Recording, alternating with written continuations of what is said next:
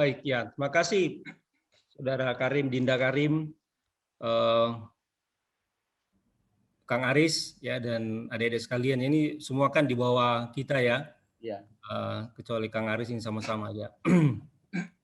Pertama-tama tentu kita sama-sama mengucapkan puji syukur kehadirat Allah Subhanahu Wa Taala karena atas hidayah dan bimbingannya Juala kita bisa dipertemukan ya pada kesempatan ini. Tak lupa salawat kepada junjungan kita Nabi besar Muhammad SAW.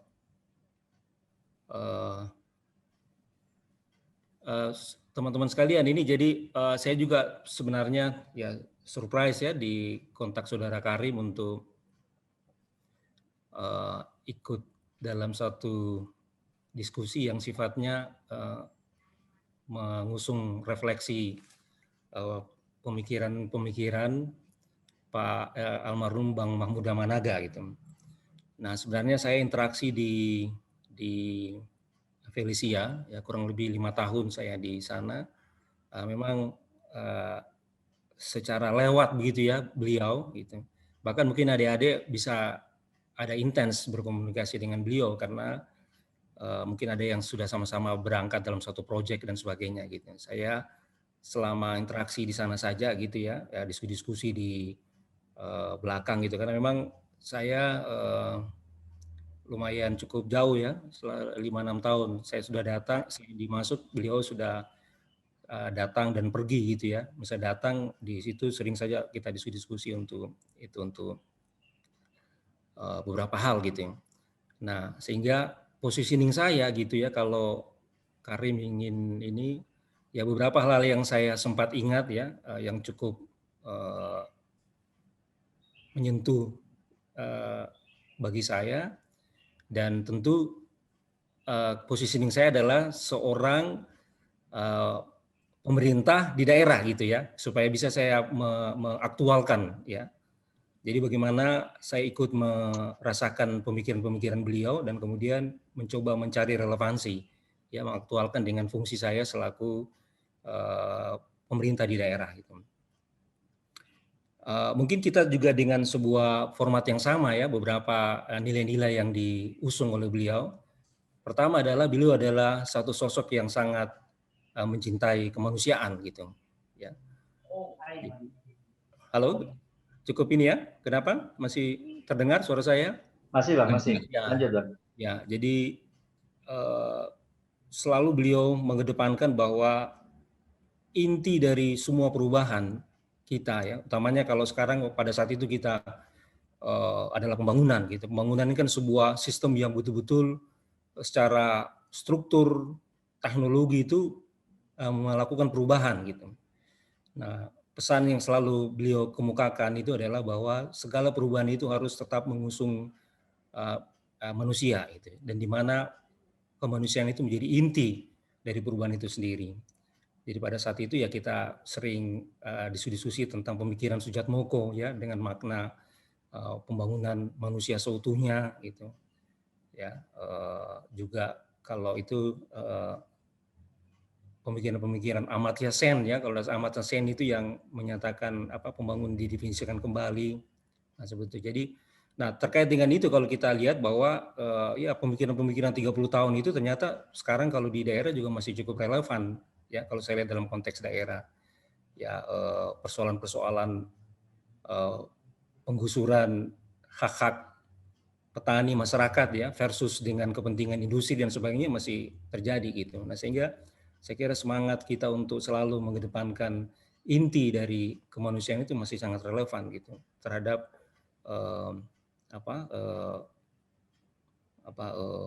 agenda-agenda ya, agenda-agenda yang mengatasnamakan pembangunan. Itu yang pertama. Kedua, beliau nasionalis sejati. Nah, ini juga ya, nasionalis sejati. Jadi saya itu sampai itu Kang Aris kenapa di Felicia itu tidak akan pernah jalan itu program bahasa daerah gitu. Ya, karena beliau salah satu yang bilang di Felicia ini tidak boleh ada pakai bahasa daerah. Jadi orang surprise kalau seperti saya yang kurang lebih ya saya di Felicia 5 tahun itu masih tidak cukup fasih bahasa daerah, misalnya Sunda hanya bisa mendengarkan saja, karena kita memang ya seperti ya teman-teman yang sudah pernah berinteraksi di Felicia ya, kita menggunakan bahasa Indonesia yang standar gitu ya, rata-rata semua kita berkomunikasi bahasa Indonesia. Tapi yang ingin saya mau nasionalis ini, semangat nasionalis ini sebenarnya dulu kan berangkat dari upaya kita untuk kebersamaan melihat persoalan bersama Indonesia ini, ya, sehingga titik integratornya itu adalah nasionalisme. Ya, tapi kalau untuk nasionalisme ini sekarang saya mau pakai kerangkanya Nurholis Majid yang istilah nasionalisme dulu kita cukup kuat karena kita against two, gitu. Against two itu artinya kita melawan dengan satu persoalan yang sama, yaitu penjajahan dan sebagainya. Tapi sekarang kita kan ke fight for, gitu ya, katanya. Fight for itu artinya kita berjuang untuk, gitu. Kalau berjuang untuk menjadi banyak, gitu ya, menjadi banyak. Jadi sekarang pun saya sebagai seorang pemerintah di daerah itu juga terus melakukan konstruksi mengenai makna nasionalisme ini. Sebenarnya nasionalisme ini titik sentralnya di mana gitu, ya? Apakah orang Jakarta yang berpikir nasionalisme bahwa nasionalisme itu adalah terintegrasinya seluruh daerah-daerah gitu di Indonesia ini, di wadah di Negara Kesatuan Republik Indonesia gitu. Nah, tapi kalau kita di daerah, jangan-jangan ini adalah monopoli Jakarta gitu terhadap daerah gitu. Ya. Nah, saya tidak berarti dalam posisi misalnya ini ya, saya menilai beberapa tokoh-tokoh daerah yang sempat mengorbit misalnya ya. Ini baru-baru saja kita ada masalah kebetulan ya Gubernur Sulawesi Selatan yang ada kasus gitu ya. Nah, tapi sebenarnya di balik itu kan beliau itu adalah tokoh-tokoh daerah yang cukup prestatif ya. Dia juga penerima Bung Hatta Award ya, yang itu menunjukkan komitmen beliau terhadap membangun good governance gitu. Tapi banyak tokoh-tokoh daerah yang muncul itu ternyata ya itu maksudnya dengan skema atau dengan instrumen ini terus kemudian dilemahkan gitu ya.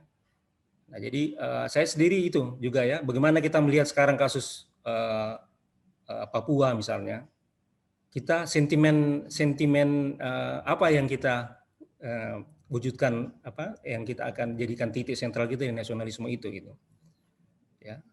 Apakah kita melihat mereka adalah orang-orang yang tidak puas gitu ya? Atau mungkin ada sesuatu yang mereka sendiri yang lebih paham mengenai bagaimana relasi hubungan pusat dan daerah. Ya itu. Nah, jadi saya mengenai nasionalisme ini juga ini bisa kita bahas kembali, kita rekonstruksi kembali semuanya bagaimana makna itu. Utamanya kalau saya posisi di daerah itu adalah hubungan pusat dan daerah. Saya Kang Aris masih relevan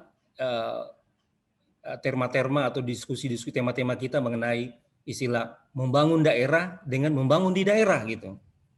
Ya gitu ya, membangun daerah dengan membangun di daerah.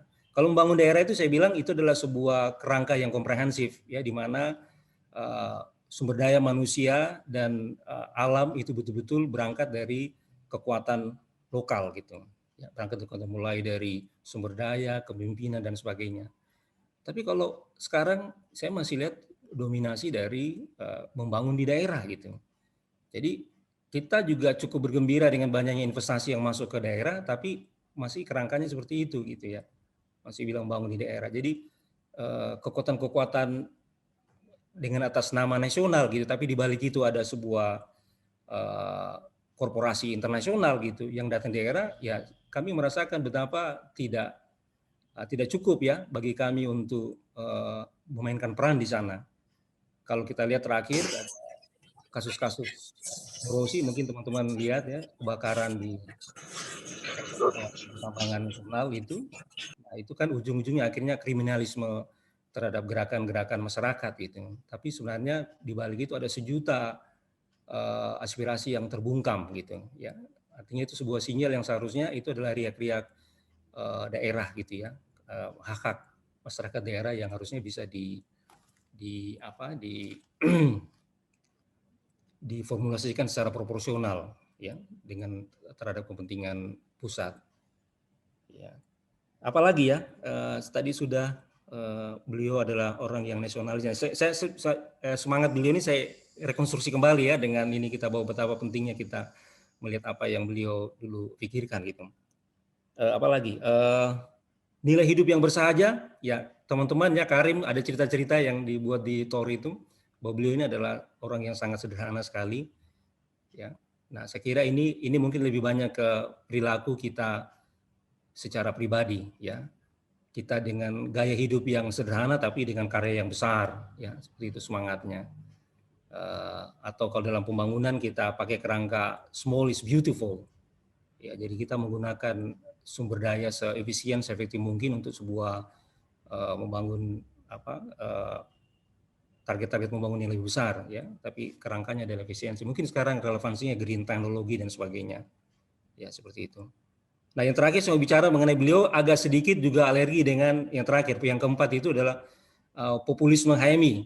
Nah ini ya, jadi populisme Hayami itu gini. Beliau juga waktu itu kan di pengurus besar gitu ya. Tapi banyak catatan-catatan beliau mengenai kiprah mungkin juga masih berlangsung sampai sekarang bahwa Hayami itu selalu berorientasi kekuasaan gitu. Ya, selalu berorientasi kekuasaan. Nah, ini yang kita sepertinya ada sebuah energi atau semangat besar kalau kita bicara atau kita terlibat terkait dengan kekuasaan gitu.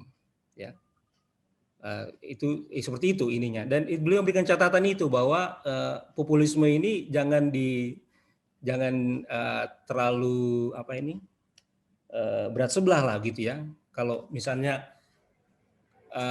kekuasaan itu inti ya, terus kemudian ada satelit ya, satelit itu adalah sebuah kekuatan-kekuatan masyarakat dan sebagainya itu, maka sebenarnya kita harus berpihak atau concern kita itu adalah ke satelitnya gitu ya, ke satelitnya, yaitu membangun kekuatan-kekuatan yang lebih proporsional dengan inti seperti itu ya. Itulah semangat pemberdayaan, semangat keseimbangan ya, pola hubungan itu. Nah, seperti itu. Nah, jadi atau lebih ini lagi misalnya istilah bukan government tapi governance gitu. Ya, bukan selalu government tapi governance-nya gitu.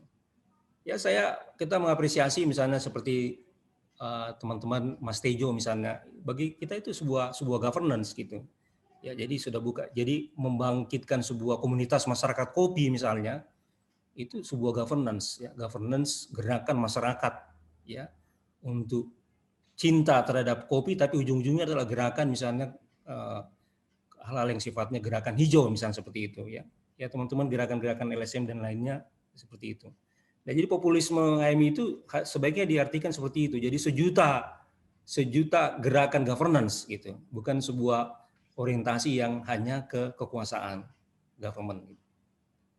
Ya, barangkali mungkin itu sedikit dari saya, bagaimana saya mengapresiasi percikan-percikan pemikiran beliau yang coba saya aktualkan dengan kehidupan sekarang, agenda-agenda kita sekarang, dan saya nyatakan bahwa itu masih sangat relevan, dan sehingga kita perlu berterima kasih sekali dengan forum ini yang kita sedikitnya bisa menyegarkan ya pemikiran-pemikiran itu kembali. Saya kira demikian, Rim, saya kembalikan.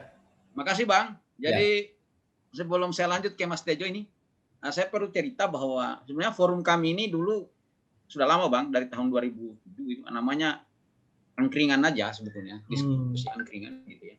Saya kelompok diskusi dari teman-teman yang memang arahnya macam-macam gitu ya. Jadi bisa ke arah, kita tidak bicara politik, ya, bicara bagaimana mengembangkan diri, mengembangkan wirausaha sosial gitu, ada istilah sekarang kan.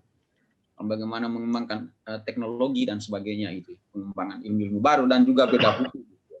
Jadi lebih kayak seperti yang semangatnya Bang Mahmud itu bukan berorientasi kekuasaan gitu, kita berorientasi kepada keilmuan, sebenarnya keilmuan. Dan memang akhirnya namanya kami sekarang menjadi angkringan Bentara Rakyat itu sebetulnya terinspirasi bahwa ternyata dulu Kompas itu katanya sebelum nama awalnya itu bukan Kompas tapi Bentara Rakyat gitu. Oh itu ya. Ketika menghadap Bung Karno itu almarhum siapa Yakob Utama itu dan Ojong itu dibilangin sama Soekarno itu jangan Bentara Rakyat tapi Kompas gitu. Akhirnya saya jadikanlah grup kami ini angkringan Bentara Rakyat, komunitas angkringan Bentara Rakyat gitu. Jadi saya terinspirasi itu Bang. Nah, kita diskusi sama Dila, kita hidupkan kembali. Saya bilang kebetulan kan kita bisa ngundang senior berdiskusi. Dan ada nanti sebentar juga ini ada beberapa teman agenda berikutnya Bang, kita teman-teman yang punya startup startup dalam bidang lingkungan, dalam bidang bisnis. Ya, kalau Mas Tejo ini kan termasuk social entrepreneurship ya, wirausaha sosial gitu. Nah, ini ada juga namanya Didin Hasanuddin, dia bidang ekopreneur ya, di bidang pengolahan sampah di Bandung. Ya. Jadi hal-hal yang begini kita akan tularkan kepada, jadi saya berpikir bahwa mahasiswa sekarang termasuk HMI jangan lagi berorientasi kekuasaan, tapi berorientasi kepada bagaimana membangun tradisi kewirausahaan sosial tadi. Gitu. Di sini ada beberapa yang sudah punya startup ya di kalangan dengan mahasiswa, terutama HMI. Saya harapkan ke depannya orientasinya seperti itu, Bang. Jadi bukan lagi orientasi kekuasaan dan bisa punya usaha kayak Mas Tejo ini kalau misalnya setelah lulus di mahasiswa gitu, punya gerakan-gerakan seperti itu. Gitu. Untuk selanjutnya barangkali silakan Kanda Tejo, nanti mungkin yang lain juga akan kita beri kesempatan. Ya, Tejo barangkali silakan. Setelah itu nanti Mas Uji. Silakan Jo. Terima kasih. Saya minta ke siapa ini yang pegang? Dila yang megang itunya. Jadilah. Saya mau share screen. Siap. Silakan. Oke, lanjut Kang.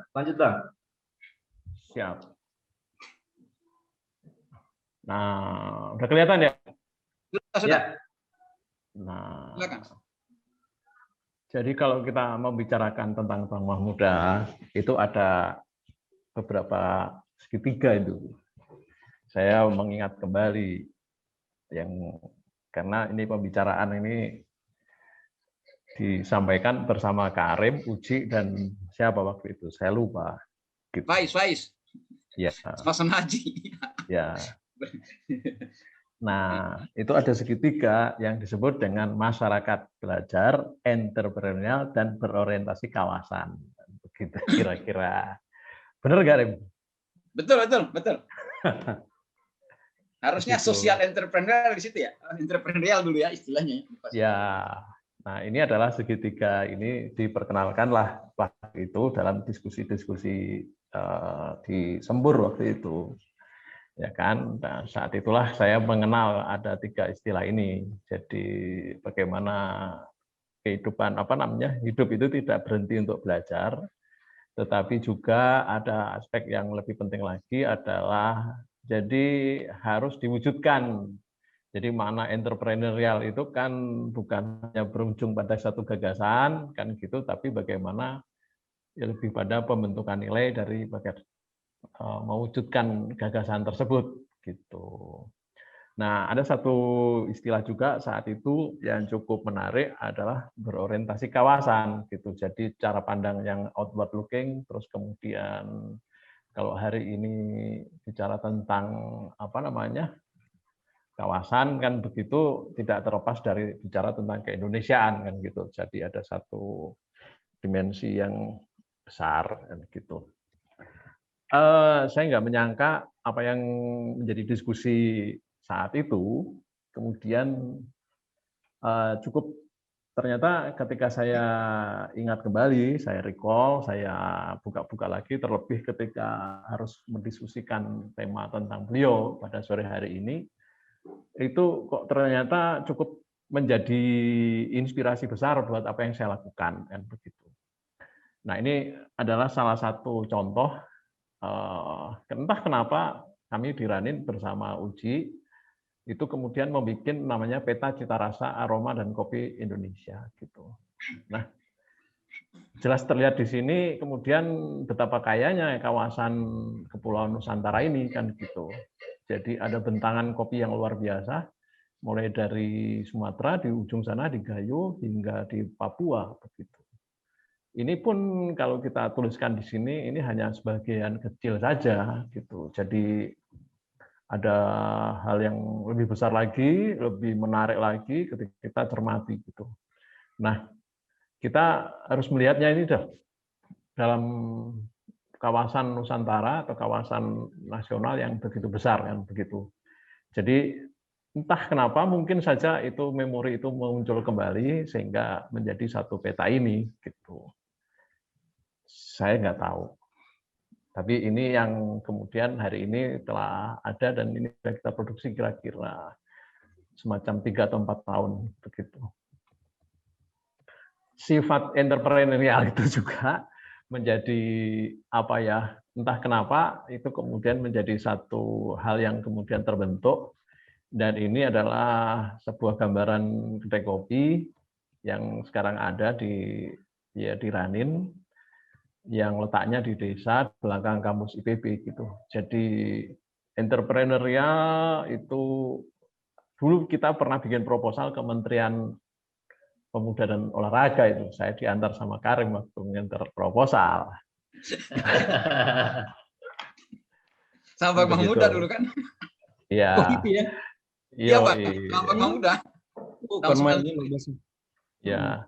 Nah, artinya itulah kemudian menjadi sebuah spiritnya ini menjadi semacam ini kan begitu. Yang disebut entrepreneurial. Jadi ada satu aspek kenapa kemudian entrepreneurial terus kemudian berkaitan dengan pertanian.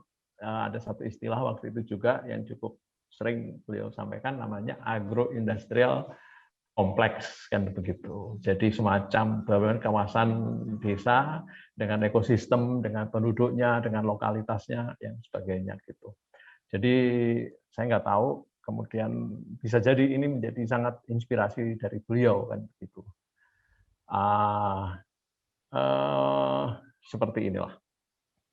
Nah ini tadi Bang Kamto nanyain tentang bagaimana kita memandang Nusantara kan begitu, dan menarik buat saya adalah ketika kita membuat satu tempat dan lokalitas dan juga kenusantaraan itu ketika ditampilkan kok indah sekali kan begitu. Iya. Jadi ketika saya menampilkan makanan tiwul dari Jogja, saya kemudian menggali lagi diskusi-diskusi yang cukup menarik itu adalah dia adalah kasuami di di Sulawesi Tenggara kan. Wah, mantap itu. Mantap, Bang. Jadi ada satu hal yang luar biasa di Indonesia ini kalau kita berbicara tentang kebudayaan atau warisan pangan. Nah, itulah jadi ketika kita mengangkat kasuami dan tiwul yang terbuat dari singkong, harus dijemur dulu kan begitu, terus habis itu diambil diolah, terus kemudian dibentuk lagi, dikembangkan lagi supaya menjadi makanan. Ternyata itu luar biasa kan begitu. Dan inilah kira-kira gambaran ternyata mengangkat kembali apa yang ada di dalam apa yang dimiliki oleh Nusantara di dalam apa adanya itu menarik sekali. Jadi spirit tentang AIC tadi, nah itu dan AIC entrepreneurial, terus kemudian berorientasi kawasan itu ini. Nah tadi ada sedikit Bang Sukamto tadi menanyakan tentang pentingnya bagaimana sih mengembangkan kopi misalnya. Ini ada salah satu proyek kami di Toba ketika kami membuat yang namanya sekolah kopi sekaligus sebagai pusat destinasi berbasis kopi di Sumatera Utara gitu. Jadi kita kembangkan dengan mengangkat kelokalan kan gitu. Jadi kebudayaan lokal itu menjadi hal yang paling utama kan gitu. Nah ini contoh sekolahnya, termasuk dalam hal ini adalah baru bulan lalu kita mengadakan semacam pentas kebudayaan, kita ambil kebudayaan dari Sulawesi Selatan, sehingga kedai kopi itu menjadi sebuah ruang kebudayaan gitu. Jadi di mana kita mau bisa menampilkan kebudayaan Nusantara kan gitu. Nah dari kedai kopi pun kita bisa membuat semacam ruang semacam ini kan gitu. Dan menarik buat saya adalah ketika kita menampilkan ternyata kebudayaan Nusantara itu memiliki dimensi yang sangat transendental kan begitu. Jadi luapan keindahan itu adalah hal yang memiliki aspek transendental yang kuat banget begitu. Dan ini jadi ada pesan banyak di sana, tidak hanya sebagai semacam hiburan kan begitu. Nah ini menarik banget. Nah ini kegiatan yang disebut mengasah entrepreneurial sejak mahasiswa itu kita bikin sekolah kopi ini kebetulan di IPB kan begitu. Jadi ada banyak program tentang entrepreneurial, tapi kan harus juga dibarengin dengan ada prakteknya kan begitu. Jadi bukan di dalam teori, tapi bagaimana mewujudkannya di dalam praktek nyata kan gitu. Nah, saya ya mohon maaf ini baru belajar tentang Nusantara, tentang Indonesia, jadi levelnya baru di atas meja makan lah kan gitu. Jadi ada merah putih ini berkibarlah di meja makan kan begitu. Jadi sangat apa namanya, ya baru sangat terbatas kan begitu.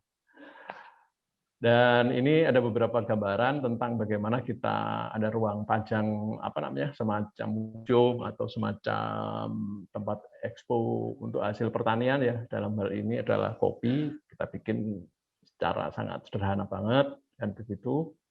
Ada lumbung kopi dan sebagainya. Jadi kalau mau dibilang kita bicara tentang Indonesia ya ada hal-hal sederhana lah semacam inilah kan begitu.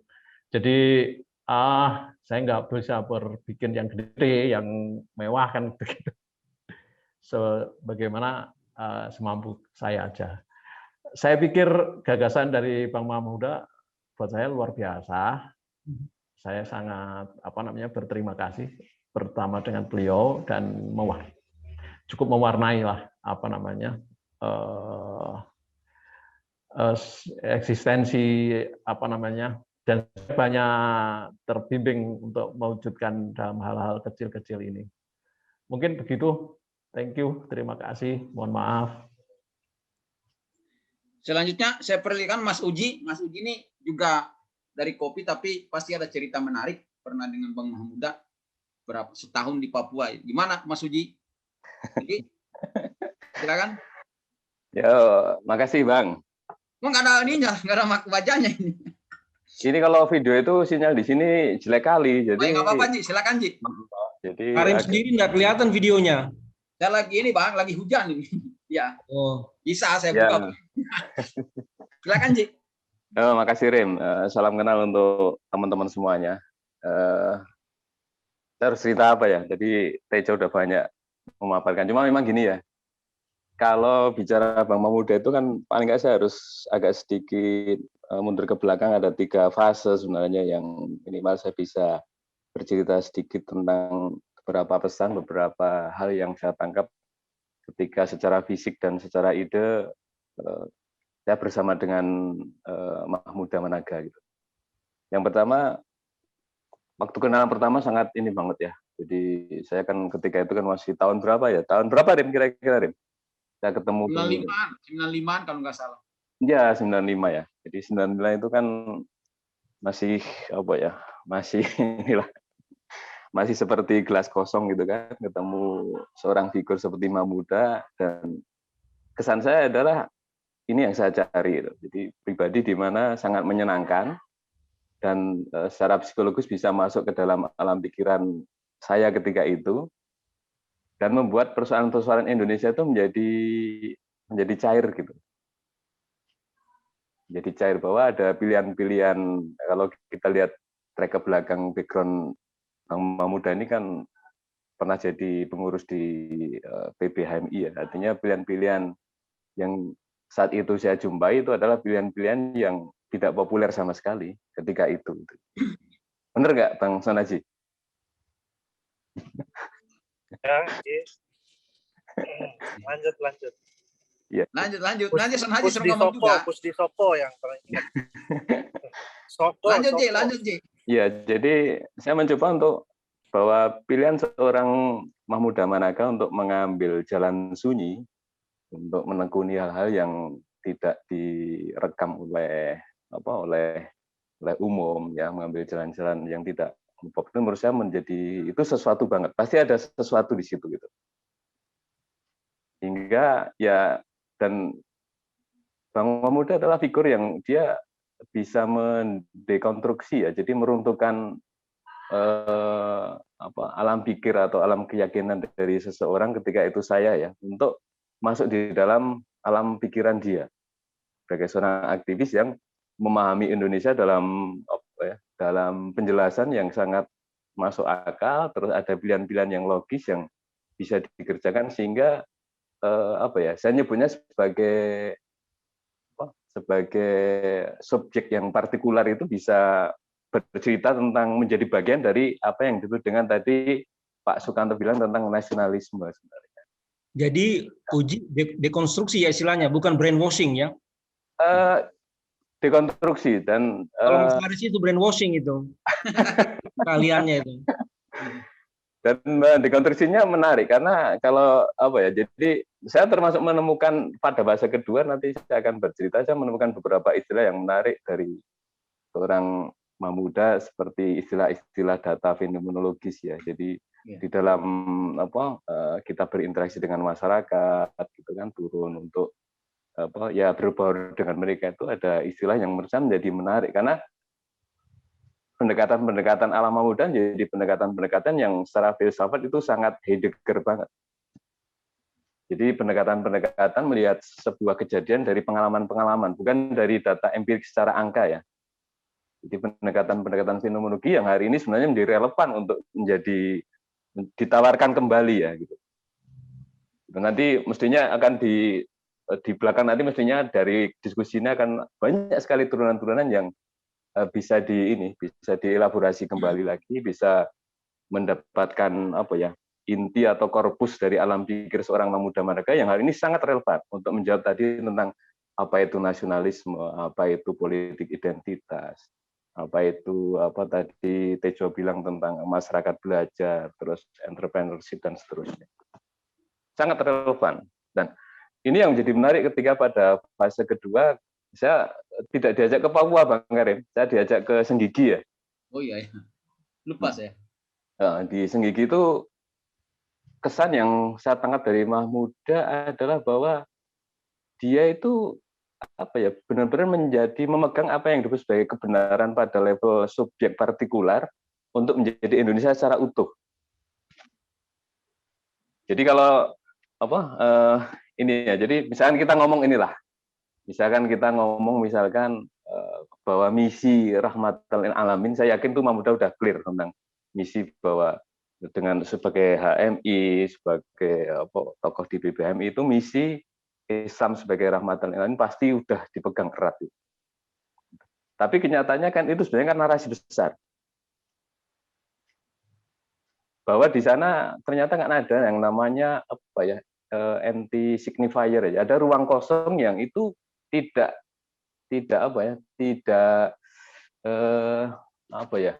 terwujud lah gitu. Karena adanya politik identitas ketika itu. Nah, ini menjadi persoalan sampai hari ini sebenarnya.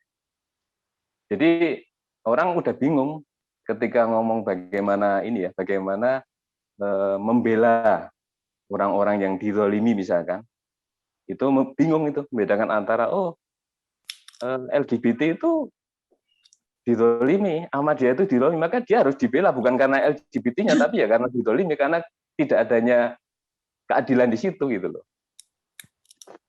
Nah, hari ini politik identitas kan menegaskan itu. Jadi kalau dialog tentang itu, saya lihat sendiri bagaimana seorang Mahmuda itu bercengkrama dengan PSK di Senggigi, bagaimana seorang Mahmuda itu bercengkrama dengan yang untuk ngomong Indonesia dengan bahasa yang dengan bahasa yang paling sederhana dengan tukang beca, itu menurut saya luar biasa. Karena mengajak seseorang untuk menjadi subjek yang partikular di dalam narasi tentang universal tentang Indonesia. Jadi ini sesi kedua menurut saya menjadi sesi yang ini kurang ajar sekali. Jadi garis yang itu nempel sampai hari ini. Jadi akhirnya saya harus belajar, harus kembali lagi itu mengelaborasi kembali yang istilah-istilah yang sempat sangat dan Mahmuda adalah sangat figur yang sangat teliti untuk melihat susunan kata, mengedit beberapa kali dalam kesempatan Tejo sendiri lihat saya bikin proposal diedit lagi. Wah, susunannya nggak benar. Dan penilaian beliau terhadap Karim, saya selalu dia bilang, tuh Ji, contoh Karim itu bahasa Indonesianya bagus. Oke, siap. Jadi Bang Mahmuda adalah seorang figur yang dia sangat detail untuk melihat bagaimana makna bisa diverbalkan. Sangat tipis sekali, dan ini menjadi suatu yang kita akhirnya kan berpikir nih Mahmuda menjawab apa yang hari ini disebut sebagai captive mind sebenarnya. Captive mind itu adalah pandangan kritis yang sebenarnya meniru. Hari ini kita kalau ngomong pergerakan intelektual menurut saya ya mungkin 80% adalah captive mind. kritis tapi sebenarnya meniru, tidak ada perubahan, tidak ada sesuatu yang ini ya, yang bisa terwujud dalam narasi kecil, nggak ada. Nah, menurut saya Mahmuda bisa menjadi jembatan itu untuk memilih jalan mengerjakan soal-soal yang kita lupakan, tidak populer gitu. Gitu. Nah, artinya memang bahwa jangan-jangan Mahmuda ini pergulatannya dengan dunia pergerakan ketika beliau banyak berbicara tentang bagaimana sempat dididik oleh seorang Arif Budiman, maka itu bagi saya menjadi clear bahwa ini kalau ngomong filsafat ini sangat Derrida, ini sangat Heidegger ini, dan ini sangat Nietzsche, karena Nietzsche itu kan ya seorang pejalan yang dia merayakan kegelisahan. Mahmuda adalah seorang pejalan, Pak Sukanto. Iya. Ya, seorang pejalan dan luar biasa. Jadi dia merayakan ketidakpastian gitu. Itu kan Nietzsche banget itu. Nah, hari ini kan kita nggak ada pribadi seperti yang keluar dari kerumunan, dari godaan politik, keluar dari menjadi seorang climber di dalam karir politik. Nah, pilihan-pilihan seperti kan jadi sesuatu yang menarik gitu loh untuk menjadi alternatif sehingga kita bisa keluar dari gitu. Nah, yang ketiga adalah ya ini perpisahan ya. Jadi perpisahan itu kan menjadi lama nggak ada kontak dengan Bang Mahmuda sehingga seperti ya anak ayam kehilangan induk lah. Mencoba mencari sandan, tapi benar Tejo tadi tak tracking lagi ternyata kok ini ya ada beberapa memori yang ada melekat di dalam beberapa kontak secara fisik dan secara ini dengan Bang Mahmuda kok. Bang Mahmuda bukan seorang figur yang dia ini ya, bukan namanya kalau cara bertutur secara ini ya, secara verbal maupun di dalam tulisannya itu saya menyimpulkan Bang Mahmuda bukan seorang yang ini afordis ya. Jadi bukan seseorang yang hanya menyusun penggalan-penggalan kalimat gitu loh. Tapi selalu ada makna di situ. Yang makna itu diambil dari pendekatan yang sangat fenomenologis. Dari pengalaman keseharian yang sangat empirik, dan di situ sebenarnya kalau kita tadi disinggung oleh Tejo tentang kebudayaan, itulah sebenarnya inti kebudayaan yang hari ini tidak bekerja. Gitu. Jadi kesimpulannya adalah ya Bang Mahmuda ini adalah seorang subjek partikular yang sebenarnya dia representasi dari bagaimana Nusantara ini mestinya bicara. Sudah, Ji. Apalagi ya, nanti jadi terlalu serius ya. Santai aja. Tapi itu yang saya tangkap. Ya, saya ngomong agak ini ya, karena memang clear Mahmuda seorang nasionalis dan itu clear, itu udah merah putih banget lah. Dan ya, kalau Bang Karim mau menyebut ini sebagai akar, maka mestinya R-nya R besar gitu loh. Karena Bang Mahmuda itu sangat kiri sebenarnya. Ya. Bang Mahmuda itu sangat kiri, memahami rakyat itu ya R-nya R besar, itu bukan R kecil itu. Semua huruf besar akar itu. Iya, dan memahami politik itu ya Bang Mahmuda ya secair bahwa ya politik itu suatu yang dinamik, dia bergerak. Ya kan, bergerak dia dia harus membuka ini kemungkinan terhadap fakta objektif yang lain gitu loh. Jadi nasionalisme seorang Mahmuda adalah dia nasionalisme yang terbuka sebenarnya, Pak Sukanto. Ya. Dan tertutup. Oke. Sebelum tutup, saya mau tanya aja, kira-kira kalau Bang Mahmuda masih hidup, dia setuju nggak gerakan 212? Oh, enggak. Nggak setuju. Saya kayaknya enggak, Bang. Merefleksikan itu. Kalau menurut saya kayaknya enggak deh. Subjek partikular. Iya, enggak setuju itu. Ya ini kan gimana nih ngomong? Jadi kan identitas. Iya, jadi kan ini kan politik identitas kan sebenarnya kan ngomong tentang universal, tapi universal yang tertutup itu nggak bisa. Ngomong tentang nasional, tapi nasional yang tertutup itu nggak bisa gitu loh. Di Indonesia ada Hindu, ada Buddha, ada kejawen kok gitu. Nah sekarang kan tantangan ya ini tantangan politisi seperti seorang Son Haji kan ke sana. Nah, kalau saya sama Tejo kan urusannya kan membuat cangkir aja, membuat cangkir kopi kan selesai. Oh, tadi kurang jelas Son Haji ke 212 ya, aktivis 212 gitu maksudnya. Oh, salah. Saya tidak masuk di mana-mana, Bang. Saya pun partainya partai sekuler.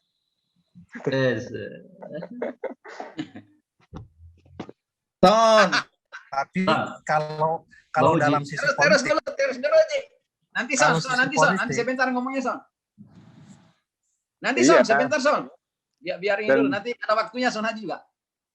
Ya, dan itu clear loh. Jadi kalau ngomong apa ya? Jadi kalau ngomong sosok seorang pemuda kan ya memang pemuda ini kan sebenarnya kan kalau secara ini ya. Jadi kalau kita ngomong alam pikiran seorang pemuda kan kelihatan sekali ya.